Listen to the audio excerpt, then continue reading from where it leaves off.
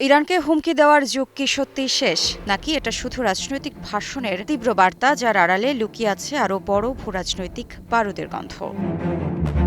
এখন আর ইরানকে ভয় দেখিয়ে পার পাওয়া যাবে না। শত্রুদের উদ্দেশ্যে এই স্পষ্ট বার্তাই দিলেন ইরানের পার্লামেন্ট স্পিকার মোহাম্মদ বাঘের গালিবাফ।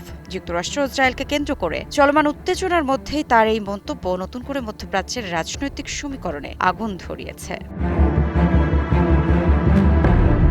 ইরানের স্পষ্ট ঘোষণা, হুমকি দিলে এবার দাম দিতে হবে, কিন্তু প্রশ্ন হচ্ছে এই দাম কে দেবে, আর কত বড় সংঘাতের দিকে এগিয়ে যাচ্ছে মধ্যপ্রাচ্য?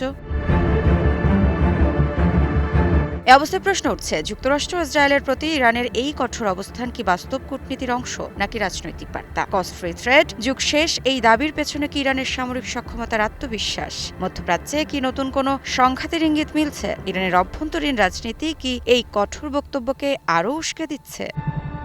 গালিবাফের বক্তব্যে স্পষ্টভাবে ফুটে উঠেছে ইরানের দীর্ঘদিনের আদর্শিক অবস্থান, প্রতিরোধ ও স্বাধীনতা। তিনি ইমাম খোমেনির বিপ্লবী দর্শনকে সামনে এনে বর্তমান ভূরাজনৈতিক উত্তেজনাকে ঐতিহাসিক ধারাবাহিকতার সঙ্গে যুক্ত করেছেন। বিশ্লেষকদের মতে এই ধরনের বক্তব্য শুধু আবেগী রাজনৈতিক ভাষণ নয়, বরং এটি একটি স্ট্র্যাটেজিক সিগন্যাল, যেখানে ইরান তার প্রতিপক্ষকে জানিয়ে দিচ্ছে যে চাপ প্রয়োগের নীতি এখন আর আগের মতো সহজ হবে না।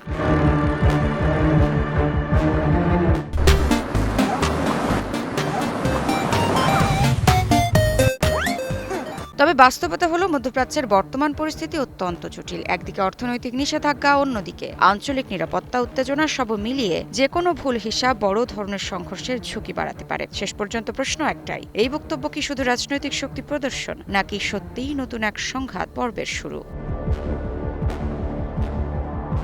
মৃত্তিকা সিনহা বিশ্বাস, নিউজ 24।